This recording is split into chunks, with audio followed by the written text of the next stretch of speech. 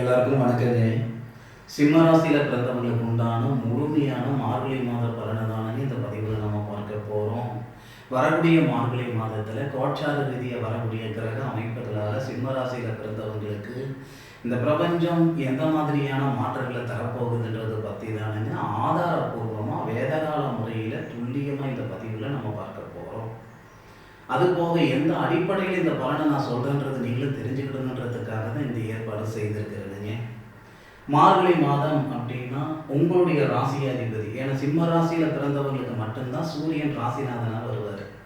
சிம்ம ராசியில் பிறந்தவங்களுக்கு மட்டுமே இருக்கக்கூடிய மிகப்பெரிய பிரார்த்தமும் கூட. உங்களுடைய ராசியாதிபதி ராசிக்கு 5வது பாவகத்தில் குரு பகவானுடைய ஆதிக்கத்தில் செவ்வாவுடன் சேர்ந்து சூரிய மங்கள யோகமாக இருக்கக்கூடிய தருணத்தில் தான் இந்த மாதம் பிறக்கப்படுது. மார்கழி மாதம் 1ஆம் தேதி செவ்வாய்க்கிழமை பிறக்குதுன்றது எல்லாருக்கும் தெரியும். சுவாதி நட்சத்திரம்ன்றது கருடன் அவதரித்த நட்சத்திரம், அதாவது ராகு பகவானுடைய நட்சத்திரம். ராகு பகவான குரு 9வது பார்வையை பார்க்கிறாரு.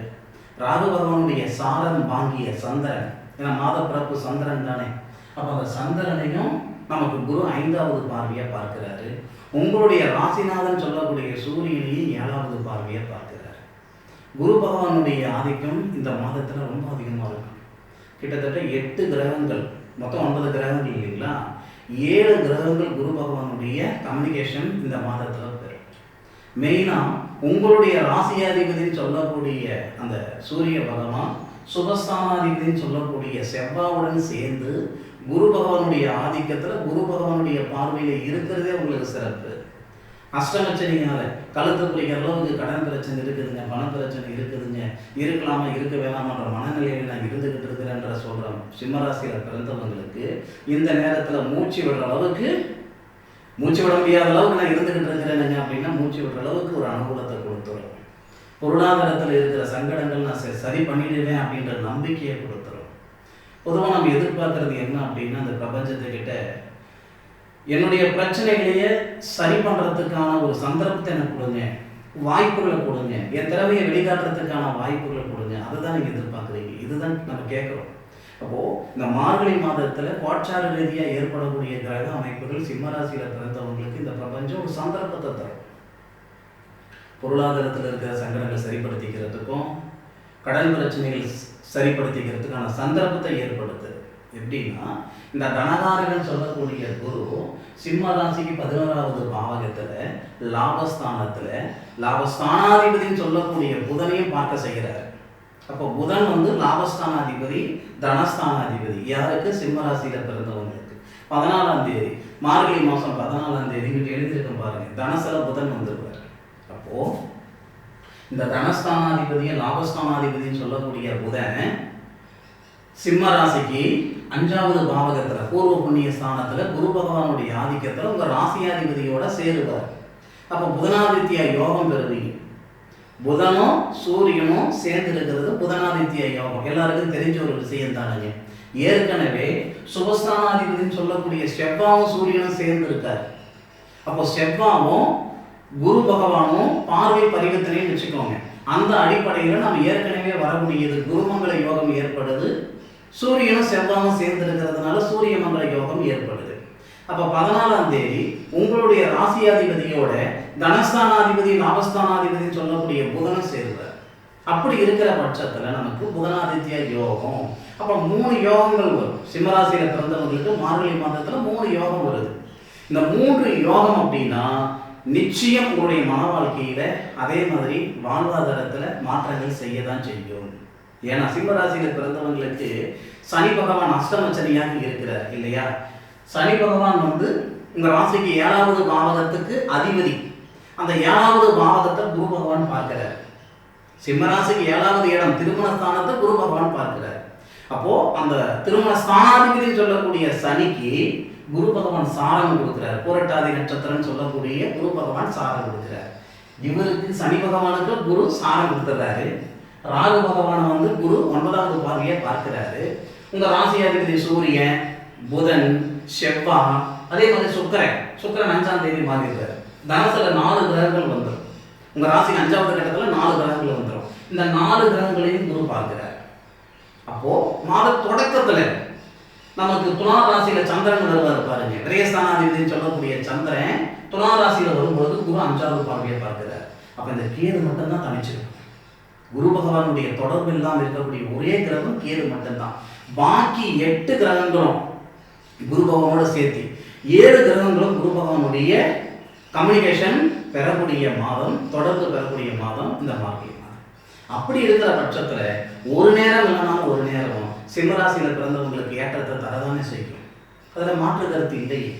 5ஆம் தேதிக்கு மேலே தொழில் ஸ்தானாதிபதினு சொல்லக்கூடிய அந்த சுக்கிரன் மாறுறார். 5ஆம் தேதி மாறுறார் மார்கழி மாதம் குரு பகவானுடைய பார்வையில். அப்போ தேவ குருவும் அசுர குருவும் பார்வை பரிவர்த்தனை. மாதம் பிறந்தது ராசியாதிபதி வந்து சுக்கிரன், லக்னாதிபதி வந்து குரு.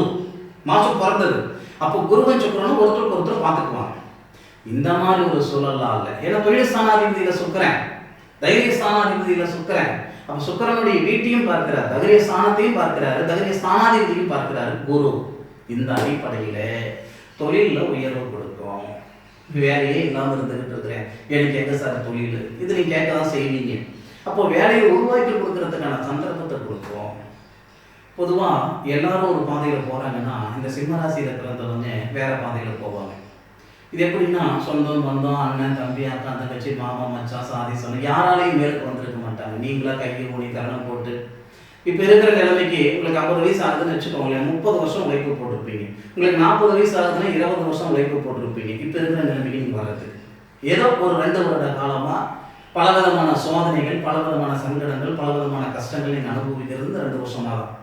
2 வருஷத்துக்கு முன்னாடி இருந்த மாதிரி இருந்திருந்தால் சிம்மராசியில் பிறந்தவங்களுக்கு சாதகம் பார்க்கணுன்ற அளவுக்கு அவசியம் இருந்திருக்காது. இந்த நேரத்தில் இந்த வீடியோ பார்க்குறதுக்கு நேரம் இருந்திருக்காது. சரி, இந்த மாதத்தில் ஏற்படக்கூடிய கிரக அமைப்புகளால் மாற்றங்கள் வரும். உத்தியோகத்தில் உயர்வு வரும். சில பேர் வந்து சுய தொழில் செய்யணுன்ற ஆசை இருக்கும். அஷ்டமச்சரி நடக்குது அப்படின்ற ஒரு பயம் இருந்துகிட்டு இருக்கும். உங்கள் ராசியாதிபதியை சூரிய பகவானை சனி பகவான் புரட்டாதி நட்சத்திரம் சொல்லக்கூடிய குரு பகவானுடைய சாரத்தில், அது போக குபேரர் பிறந்த நட்சத்திரத்தில் இருந்து சனி பகவான் உங்கள் ராசியாதிபதியை பார்க்கிறார். அப்போ சனி பகவான் வந்து இந்த மாதத்தில் வந்து முழுமையாக சுபராயிடுறார். பொதுவாகவே இந்த சனி பகவான் பொறுத்த வரைக்கும் நம்ம கெட்டவர் அப்படின்ட்டு நம்ம ஒரு மனம் பூசி வச்சிருக்கோம். கிடையாது. எல்லா கிரகங்களோட உயர்ந்த கிரகம் எதுன்னு கேட்டீங்கன்னா சனி பகவான். சனி பகவான் போல கொடுக்கக்கூடிய கிரகம் வேற யாரும் கிடையாது. அதாவது சனி பார்த்து கொடுத்தா கெடுக்கிறதுக்கு யாராலையும் முடியாது. சனி பகவான் யாருன்னா விதிகாரகன் சொல்லுவாங்க, கர்மகாரகன் சொல்லுவாங்க, தர்மகாரகன் சொல்லுவாங்க. அப்போ சனி பகவானுடைய அமைப்பு இந்த தருணத்தில், இந்த மாதத்தில் சாதகமாக இருக்கிற பட்சத்தில் நிலையான ஒரு வாழ்வாதாரத்தையும் நிம்மதியான வாழ்க்கையும் இந்த பிரபஞ்சம் உருவாக்கி தரும். அதில் மாற்று கருத்து இல்லை. உங்களை சந்தோஷப்படுத்துறதுக்காக இந்த வார்த்தைகள் கிடையாது, சாத்திகமான வார்த்தை. இது நடக்க தான் செய்யும். 5ஆம் தேதியிலிருந்து உங்களுடைய தொழில் ஸ்தானத்தில் மாற்றங்கள் ஏற்படும். அதே மாதிரி தொழில்காரகன் சொல்லக்கூடிய கிரகம் சனி குரு பகவானுடைய சாரத்தில் இருக்காரு. தொழில் ஸ்தானாதிபதி சொல்லக்கூடிய ஒரு சுக்கிரன் குரு பகவானுடைய பார்வையில் இருக்காரு. தொழில்காரகன் சொல்லக்கூடிய சனி தொழில் ஸ்தானாதிபதியை பார்க்கிறாரு. இந்த அடிப்படை நல்லா இருக்கும். ஏன்னா சனி பகவான் 8வது பாவகத்தில் மறைஞ்சே இருந்தாலும் கூட, அஷ்டமச்சரியாகவே இருந்தாலும் கூட, அவருடைய முதல் பார்வை 3வது பார்வை தொழில் ஸ்தானத்தை பார்க்கிறார். ஒரு ஜாதகத்தில் 1, 2, 3, 4, 5, 6, 7, 8, 9 10வது இடம் தான் தொழில் ஸ்தானம், ஜீவனம் சொல்லுவாங்க. அப்போ இந்த சனி பகவான் இருக்கிற இடத்துல இருந்து 1, 2, 3வது பாவகத்தை பார்க்கிறாரு. யாரை பார்க்கிறாரு? சுக்கிர பகவானுடைய வீடு தொழில் ஸ்தானத்தை பார்க்கிறார். தொழில் ஸ்தானாதிபதி 5ஆம் தேதி மாறுவார் இல்லைங்களா? இப்போ தொழில் ஸ்தானாதிபதி 10வது பார்வையை பார்க்கிறாரு. நிம்மதி சந்தோஷத்தை ஏற்படுத்தும். நிறைய படிச்சிருப்பீங்க, படித்த படிப்புக்கு உண்டான உத்தியோகம் இருக்காது, செய்கிற வேலைக்கும் நீங்கள் படித்ததுக்கு சம்மதம் இருக்காது. இந்த மாதிரி எல்லாம் ஒரு சூழ்நிலை ஒரு சிலருக்கு ஏற்பட்டிருக்கும். அப்போ புதனும் சூரியனும் சேராது இல்லை. புதன் தனஸ்தானாதிபதி, படிப்பு ஸ்தானாதிபதி, வித்தகாரகன், படிப்புகாரகன், குடும்பஸ்தானாதிபதி எல்லாமே.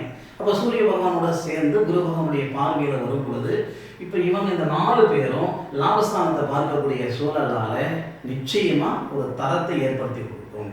அதில் மாற்று கருத்து இல்லை. நான் ஒன்று மட்டும் சொல்கிறேங்க, 5ஆம் தேதியிலிருந்து ஒரு மாற்றம் வரும். 14ஆம் தேதியிலிருந்து இன்னும் பிரமாதமாக இருப்பீங்க. ஏன்னா அந்த 13ஆம் தேதி என்னன்னா, இந்த சூரிய பகவானை பொறுத்த வரைக்கும் இப்போ குருனா ஒரு வருஷம் ஒரு வீட்டில் இருப்பார், சனி பகவானா 2.5 வருஷம் ஒரு வீட்டில் இருப்பார், இதே சந்திரன்னா 2.5 நாள் தான் ஒரு வீட்டில் இருப்பார். இந்த சூரிய பகவான் தான் மாத கிரகம். ஒரு மாதம் மார்கழி மாதத்துக்கு எத்தனை நாள்னு பார்த்தீங்கன்னா 30 நாள். முதல் 1ஆம் தேதியிலிருந்து 13ஆம் தேதி வரைக்கும் சூரிய பகவானுடைய வீட்டில் இருக்கக்கூடிய கேது பகவானுடைய சாரத்தில் அனுமான் அவதரிச்ச நட்சத்திரத்தில் சூரியன் வருவார் 13 நாள். அதுவே உங்களுக்கு நல்லா தான் இருக்கும். அந்த 13 தேதியில இருந்து சரியா 26 தேதி வரை சுக்கிர பகவானுடைய சாரம், அதாவது துர்க்கையம்மன் அவதரிச்ச கங்கையம்மன் அவதரிச்ச நட்சத்திரம்னு சொல்லுவாங்க. போராட நட்சத்திரம், அதாவது சுக்கிரனுடைய நட்சத்திரம். சுக்கிரனுடைய நட்சத்திரத்துல சூரியன் வருவார். தொழில் ஸ்தானாதிபதியுடைய சாரத்துல சூரியன் வருவார். அந்த நேரத்தில் தொழில் ஸ்தானாதிபதினு சொல்லக்கூடிய சுக்கிரனும் சூரிய பகவானோட சேர்ந்துருவார். ஏன்னா 5ஆம் தேதியே மாறிடுவார்ல சுக்கிரன். 5ஆம் தேதி மாறாரு, 28ஆம் தேதி தான் சூரியனை விட்டு விலகி போவார். அப்போ 5ஆம் தேதியிலிருந்து சுக்கிரன் சூரியனுடன் சேர்றாரு. சுக்கிரனுடைய நட்சத்திரத்துல சூரியன் வர்றது 13ஆம் தேதி. அப்போ 13ஆம் தேதியிலிருந்து 26ஆம் தேதி வரைக்கும் போராடம் நட்சத்திரம் சொல்லக்கூடிய சுக்கிரன் தொழில்ஸ்தானாதிபதி சாரத்துல தான் சூரியன் இருப்பார். தொழில்ஸ்தானாதிபதி கூடவே இருப்பார். அது சூப்பரா இருக்கும்.